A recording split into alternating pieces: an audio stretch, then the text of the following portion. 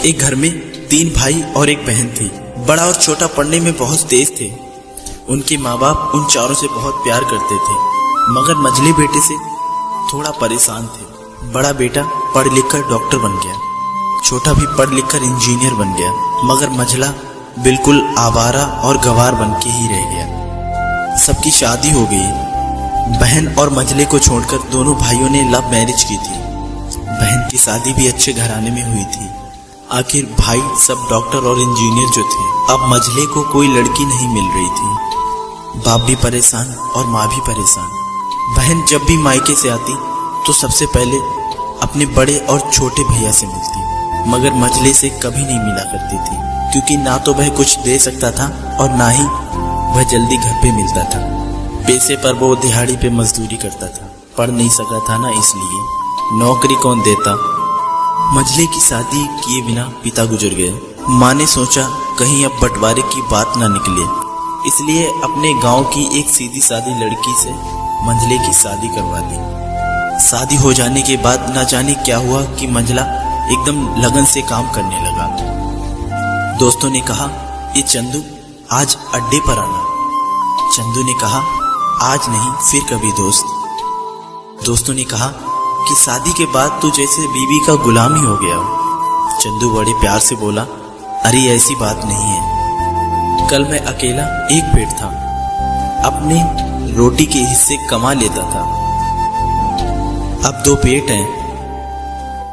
घर वाले नालायक कहते थे तो चलता था, मगर मेरी बीवी मुझे नालायक कहे तो मेरी मर्दानगी पर एक भद्दी कालिक है।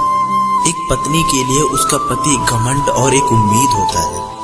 उसके घर वालों ने भी तो मुझ पर भरोसा करके ही अपनी बेटी दी होगी, फिर उनका भरोसा कैसे तोड़ सकता हूँ। कॉलेज में नौकरी की डिग्री मिलती है और ऐसे संस्कार सिर्फ माँ बाप से मिलते हैं। इधर घर पर छोटा और बड़ा भाई और उनकी पत्नियां मिलकर फैसला करती हैं कि जायदाद का बंटवारा हो जाए, क्योंकि हम दोनों लाखों के बराबर कमाते हैं, लेकिन मंझला ना के बराबर कमाता है। ऐसा नहीं होगा। माँ के लाख मना करने के बाद बंटवारे की तारीख तय होती है। बहन भी आ जाती है, लेकिन चंदू है कि काम पे निकलने के लिए ही बाहर आता है। उसके दोनों भाई उसको पकड़कर भीतर लाकर बोलते हैं कि आज तो रुक जा, बंटवारा कर ही लेते हैं। वकील कहता है ऐसा नहीं होता है, साइन करना होता है। फिर चंदू अपने भाइयों से कहता है, तुम लोग बंटवारा करो, जो मेरे हिस्से में हो वो मुझे दे देना, मैं शाम को आकर अपना बड़ा सा अंगूठा चिपका दूंगा पेपर पे। बहन कहती है, अरे बेवकूफ, तू गवार का गवार ही रहेगा, तेरी किस्मत इतनी अच्छी है कि तुझे इतने अच्छे भैया और भाभी मिले। फिर माँ भी बोली कि अरे चंदू आज रुक जा। बंटवारे में 10 बीघा जमीन में दोनों भाई 5-5 बीघा जमीन रख लेते हैं और चंदू को पुश्तैनी घर दे देते हैं। फिर चंदू चिल्लाता है, अरे हमारी छुटकी का हिस्सा कौन सा है।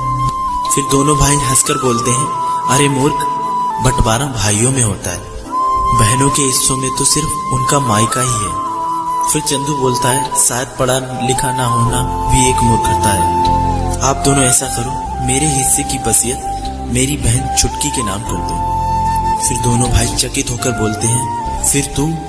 चंदू माँ की ओर देखकर मुस्कुराकर बोलता है, मेरे हिस्से में माँ है।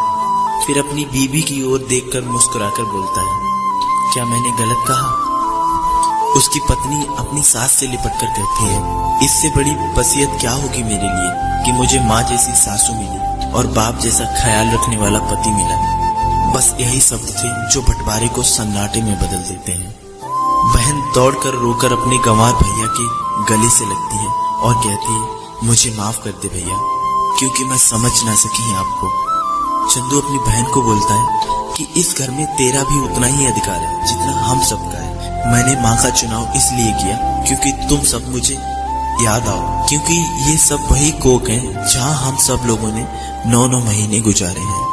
माँ के साथ साथ तुम्हारी यादों को भी मैं रख रहा हूँ। दोनों भाई दौड़कर मझले से गले रखकर रोते रोते कहते हैं, आज तो सचमुच का बाबा लग रहा है। सबकी पलकों पे पानी ही पानी है। सब एक बार फिर से साथ साथ रहने लगते हैं। दोस्तों, जब लोग अनपढ़ थे तो परिवार एक हुआ करते थे। मैंने टूटे हुए परिवारों में अक्सर पढ़े लिखे लोग ही देखे हैं।